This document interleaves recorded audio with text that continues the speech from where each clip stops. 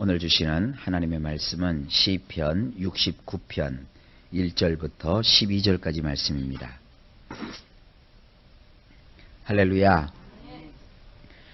시편 69편 말씀은 예수 그리스도께서 이 지상에서 사역을 하시는 데 있어서 아주 중요한 십자가의 그 대업이라고 하면 대업, 또 큰 은혜라고 하면은 은혜, 그 은혜의 사역을 이루시는데 일종의 지침서와 같습니다.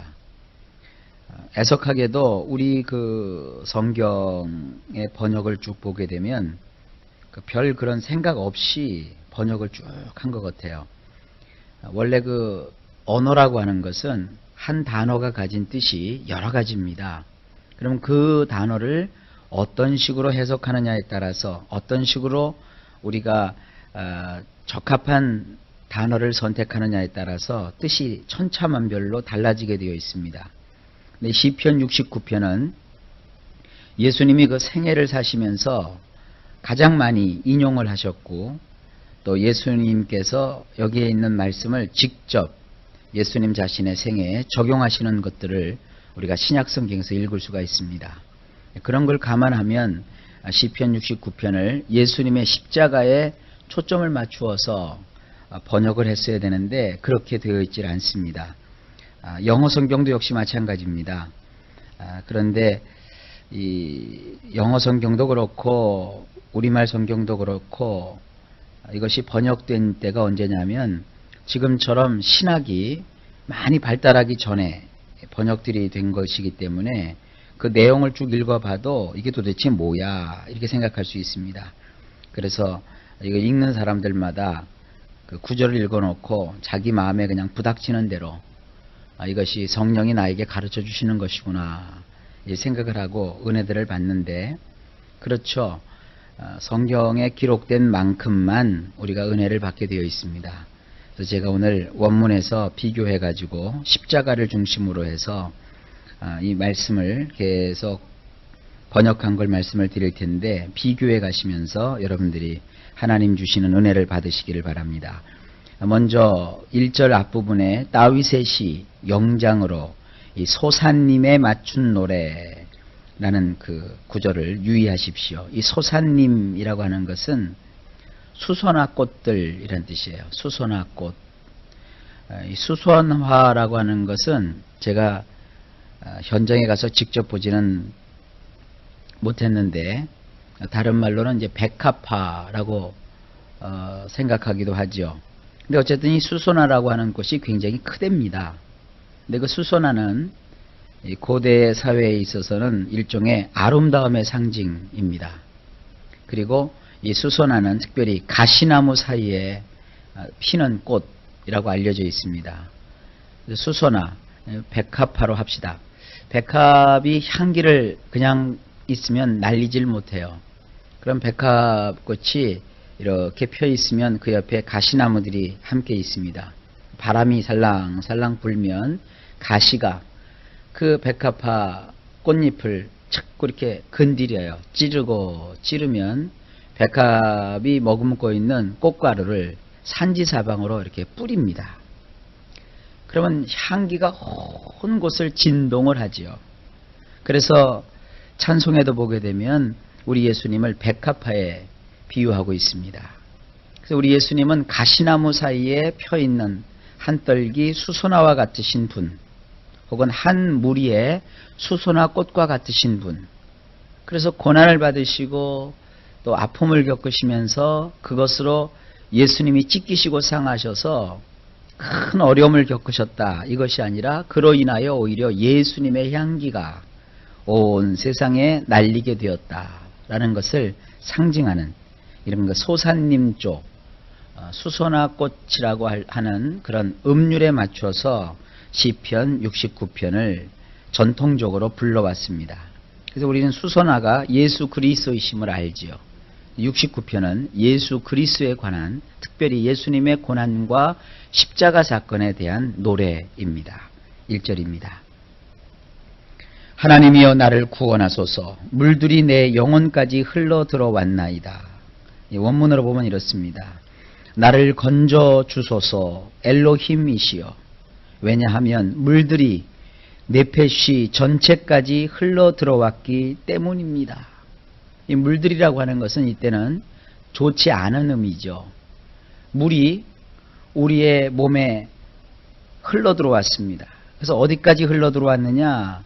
내 머리 꼭대기까지 물들이 흘러 들어왔어요. 물에 완전히 잠기게 된 것이죠. 여기 보면 네페시라는 말이 나와요.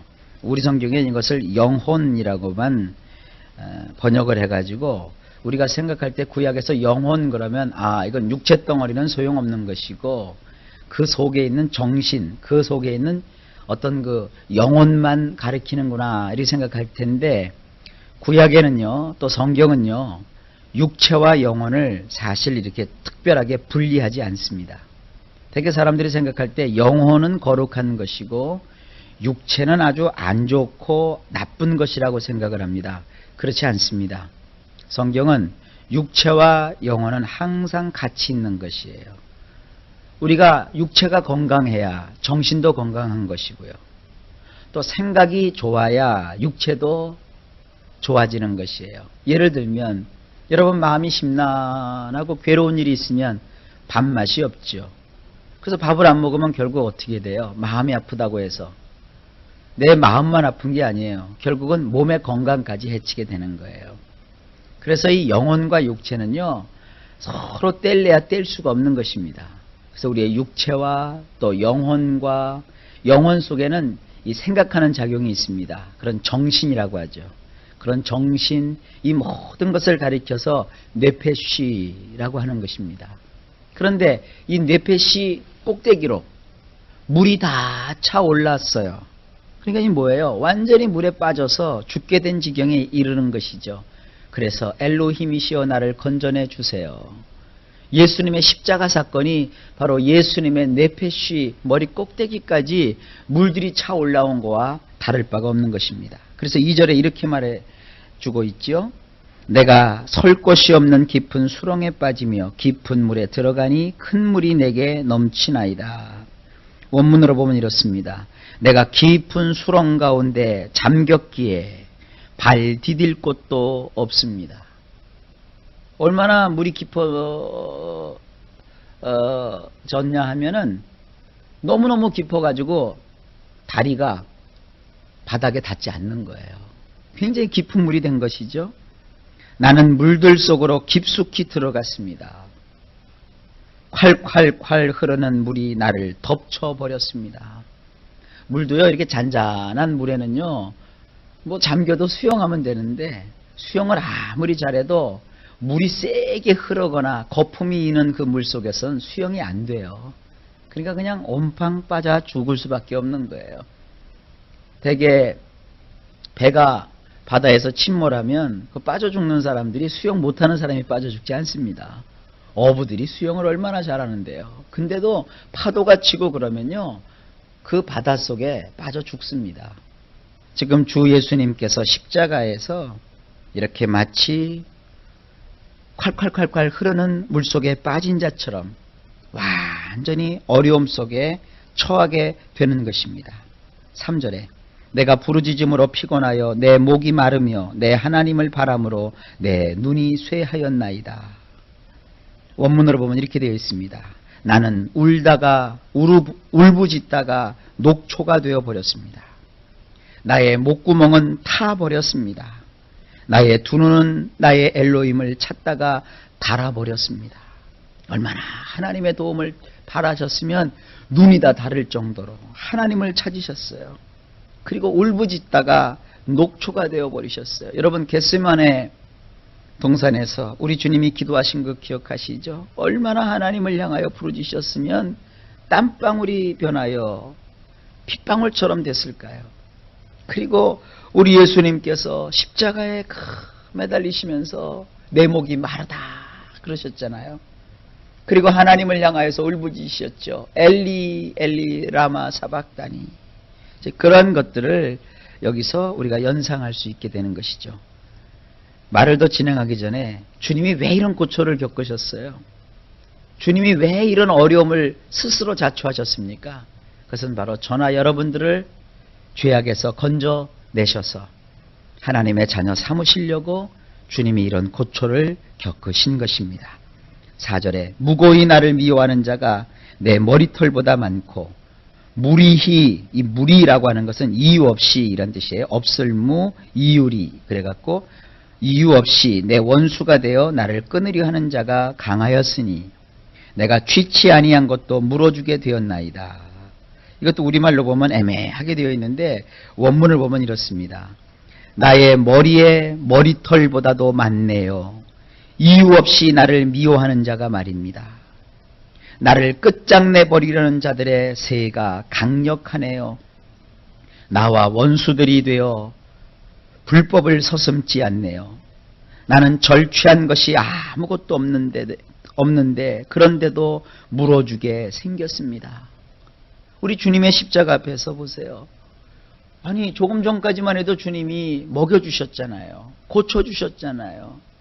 주님이 모든 걸 다 주셔서 그들과 함께 해주셨잖아요. 오병이어의 기적도 행해 주셨죠. 그들의 병도 고쳐주셨죠. 그런데 갑자기 그들이 폭도로 바뀌어지잖아요. 저를 십자가에 못 박아라. 십자가에 못 박아라.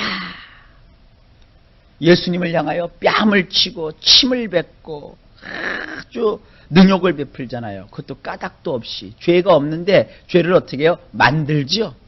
거짓 증인들을 막 세워서 죄를 만들지요. 그리고 아주 혈안이 되어서 예수님을 완전히 그냥 끝내버리려고 달려드는 저들이 한 명이 아니었어요. 떼를 지어서. 그것도 그 당시에 가장 큰 권력을 가진 자들이 예수님을 죽이려고 혈안이 되어 있었어요. 그리고 그들이 예수님을 재판하는 과정도 이건 법이 아니죠. 생각을 해보세요. 새벽에 잡아다가 새벽에 재판을 하고 아침에 죽여요. 세상에 이런 법이 어디 있습니까? 저 악랄한 북한 공산당도 그런 짓은 안 해요. 그러나 이건 공산당들보다도 더 나쁘게 그 죄 없으신 예수님을 붙잡아가지고 그렇게 그날로 죽여버리는 거예요. 그리고 예수님은 죄를 한 톨도 짓지 않으셨잖아요. 죄 없이 태어나셨고 죄도 짓지 않는 삶을 사셨는데 어떤 일이 벌어졌어요? 나는 절취한 것, 도둑질한 것도 없는데 그런데도 물어주게 생겼습니다. 5절을 보세요. 하나님이여 나의 우매함을 아시오니 내 죄가 주의 앞에서 숨김이 없나이다. 이것도 우리 성경으로 보면 예수님이 그러면은 어리석으신 분인가? 이렇게 생각할 수 있어요. 근데 그렇지 않아요. 원문을 보면 이렇습니다. 엘로힘이시여 당신은 내가 어리석은 자 취급을 받고 있음을 잘 아시나이다. 나의 이 황량한 처지들을 당신께는 숨길 수 없나이다.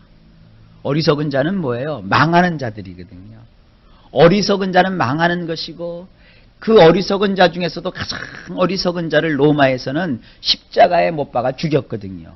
근데 지금 예수님은 어리석은 자 취급을 받으시는 거예요, 지금. 그리고 예수님은 얼마나 황량한 그 일을 당하셨느냐 하면 사람들은 저가 당연히 저 형벌을 받아야 된다고 얘기하지만 그러나 하나님은 다 알고 계시거든요. 6절입니다.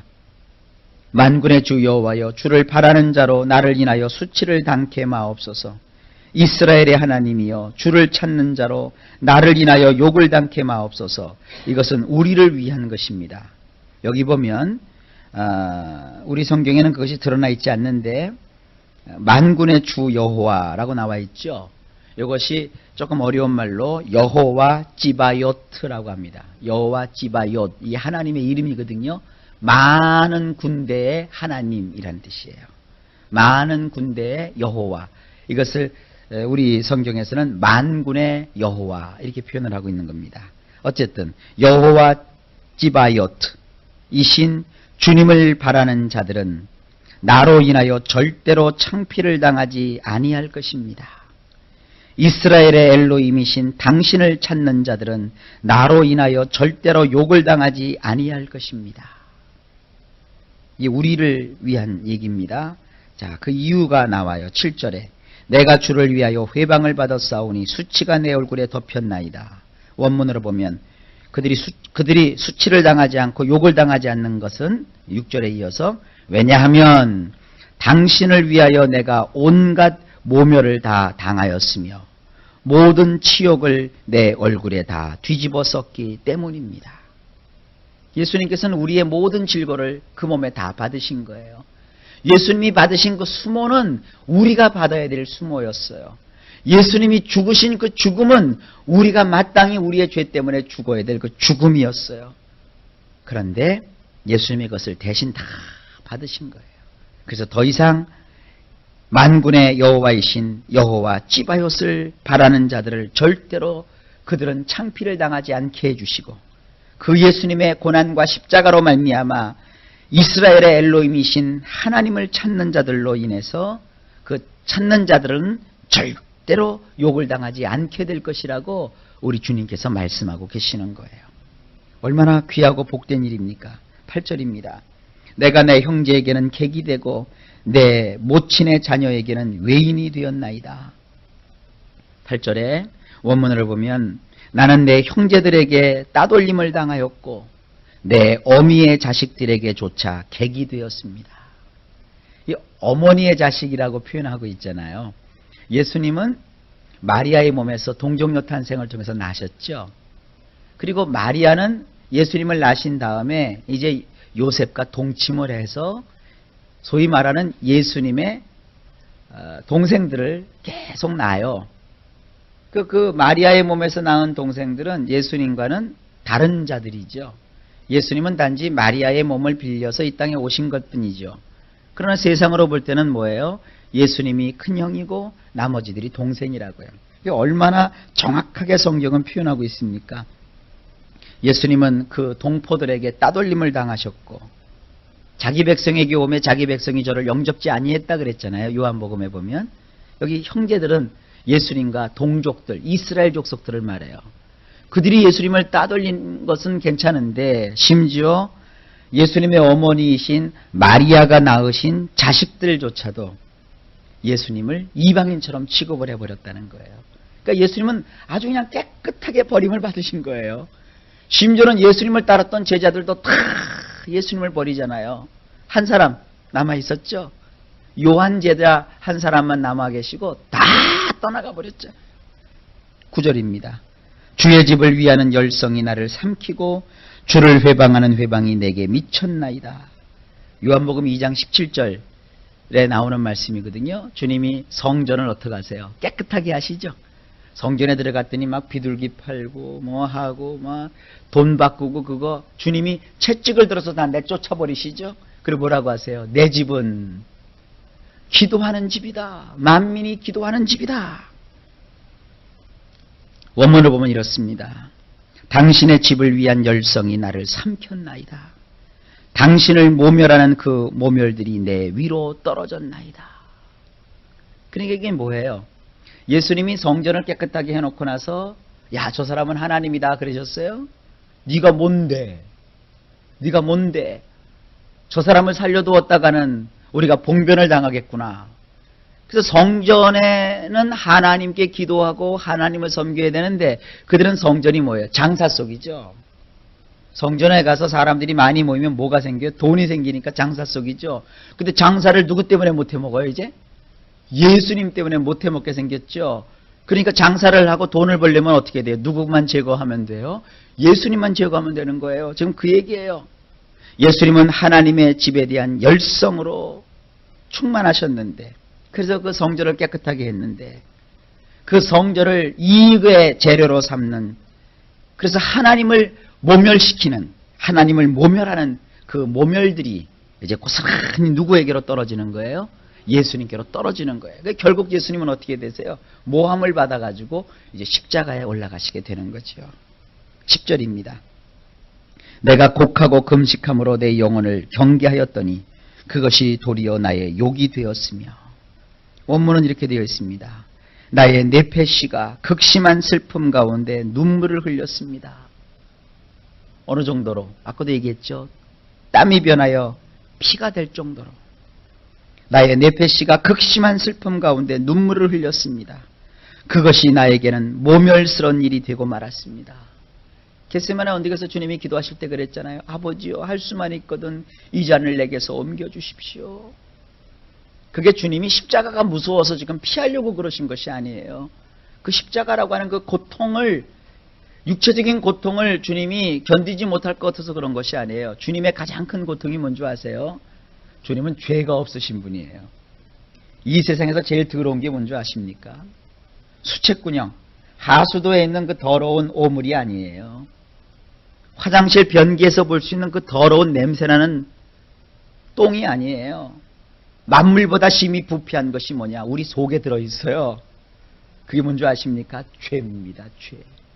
그 더러운 죄를 예수님이 온팡 뒤집어 쓰셔야 되는 거예요.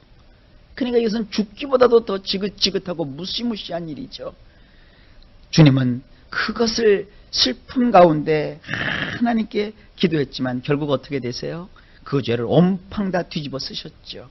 이제 그걸 말하는 거예요.